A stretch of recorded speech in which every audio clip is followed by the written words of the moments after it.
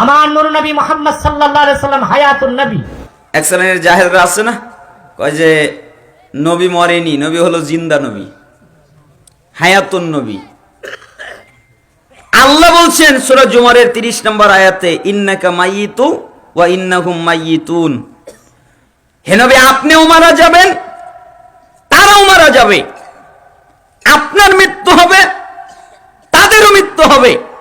তো নবী যদি মারা যায়, নবীর যদি মৃত্যু হয়, নবী যদি ইন্তেকাল করে, তাহলে পৃথিবীতে কে আছে যে বাঁচতে পারে? সমস্ত মুহাদ্দিসিনে কিরাম, যারা বিখ্যাত হাদিস বেত্তা, তারা এই হাদিসটাকে বলে জিবরাইলের নসিহত। কার নসিহত? জিবরাইলের। জীবনে তো অনেক নসিহত শুনেছেন, অনেক আলোচনা শুনেছেন, অনেক হাদিস শুনেছেন, আজকে একটু ওই ব্যতিক্রম হাদিস শোনেন। জিবরাইলের নসিহত, তাও কাকে? মুহাম্মদ সাল্লাল্লাহু আলাইহি সাল্লামকে। আমাকে না, আপনাকে না। এর অর্থ এটা নয় যে আমার জন্য নয়, আমার জন্য ওই হাদিস, কিন্তু আমাকে সরাসরি বলেনি, সরাসরি জিবরাইল আমিন মুহাম্মদ সাল্লাল্লাহু আলাইহি সাল্লামকে বলেছেন। পবিত্র কোরআনের যত আয়াত আল্লাহ তাআলা বলছেন, সবগুলো এক একটা নসিহত। আপনি আপনার উম্মতদের জানিয়ে দেন। যতগুলো হাদিস সাহাবীদেরকে বলছেন আমার থেকে পৌঁছিয়ে দাও, কিন্তু জিবরাইলের নসিহত ব্যতিক্রম। যেখানে স্বয়ং জিবরাইল আসলেন, মুহাম্মদ সাল্লাল্লাহু আলাইহি সাল্লামকে বললেন, হে মুহাম্মদ, জি আমি আপনাকে নসিহত করব, আমি আপনাকে ওসিয়ত করব, আমি আপনাকে কিছু কথা বলবো, আমি আপনাকে কিছু পালন করতে বলবো। মুহাম্মদ সাল্লাল্লাহু আলাইহি সাল্লাম, জি আমি আপনাকে নসিহত করব।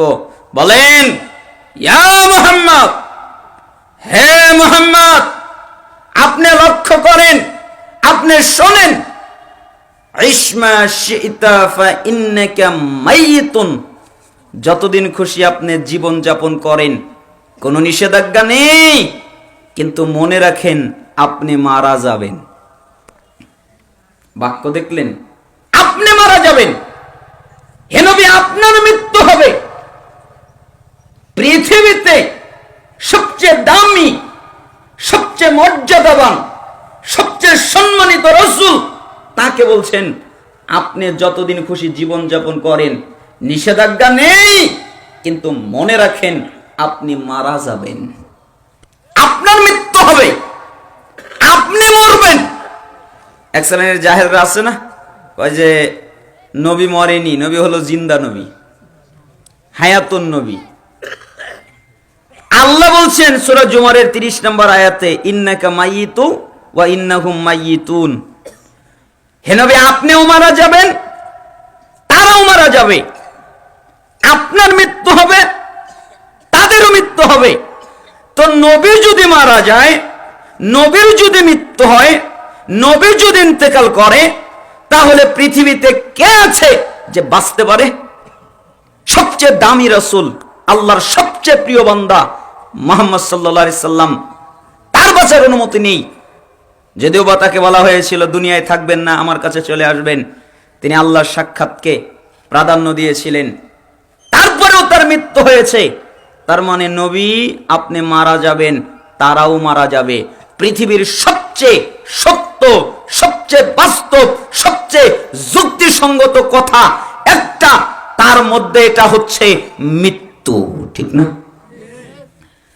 আপনি যত দুর্গ বানান, আপনার দুর্গ যত দামি হোক, আপনি যদি বলেন পৃথিবীর সমস্ত দামি পদার্থের ক্ষমতা যদি আপনাকে দেওয়া হয়, আপনি যদি পৃথিবীর সবচেয়ে দামি একটা দুর্গ বানান, দামি একটা ঘর বানান, যেখানে কোনো পোকা ঢুকতে পারে না, যেখানে কোনো মাছি ঢুকতে পারে না, যেখানে কোনো মশা ঢুকতে পারে না, যেখানে ছোট্ট কোনো কণা, ছোট্ট কোনো প্রাণী ঢুকতে পারে না, যেখানে কোনো আলো বাতাস ঢুকতে পারে না, এত কঠিন তরল পদার্থ দিয়ে যদি আপনি একটা ঘর বানান আর বলেন আমি ওখানে গিয়ে থাকবো, মৃত্যু আমার কাছে আসবে না, এটা আজীব ব্যাপার।